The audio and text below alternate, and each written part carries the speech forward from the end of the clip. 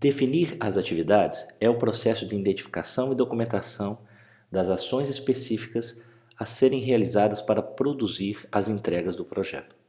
O principal benefício deste processo é a divisão dos pacotes de trabalho em atividades que fornecem uma base para estimar, programar, executar, monitorar e controlar os trabalhos do projeto.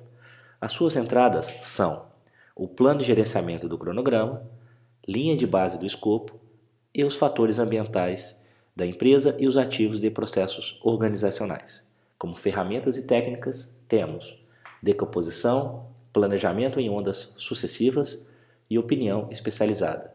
As suas saídas são lista de atividades, atributos das atividades e lista de marcos. Implícitos neste processo estão a definição e o planejamento das atividades do cronograma de tal modo que os objetivos do projeto sejam alcançados.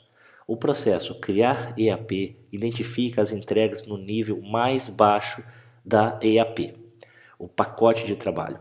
Os pacotes de trabalho são tipicamente decompostos em componentes menores chamados atividades, que representam o esforço de trabalho necessário para completar o pacote de trabalho.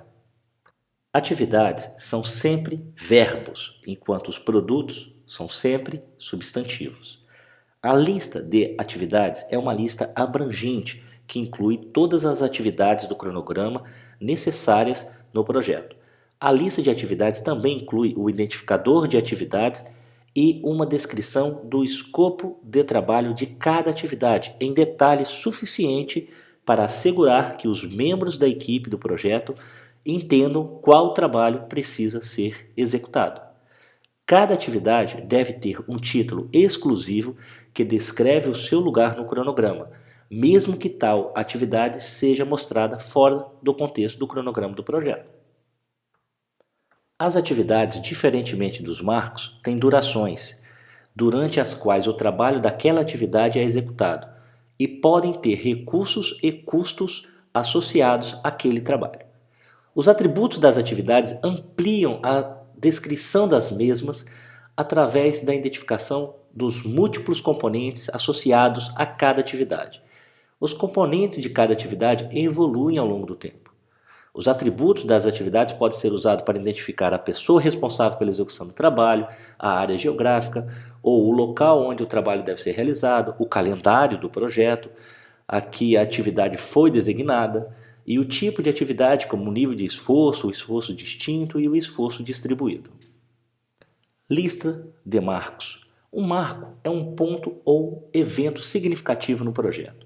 A lista de marcos identifica todos os marcos do projeto e indica se o marco é obrigatório, tais como os exigidos por contrato, ou opcional, como os baseados em informação histórica.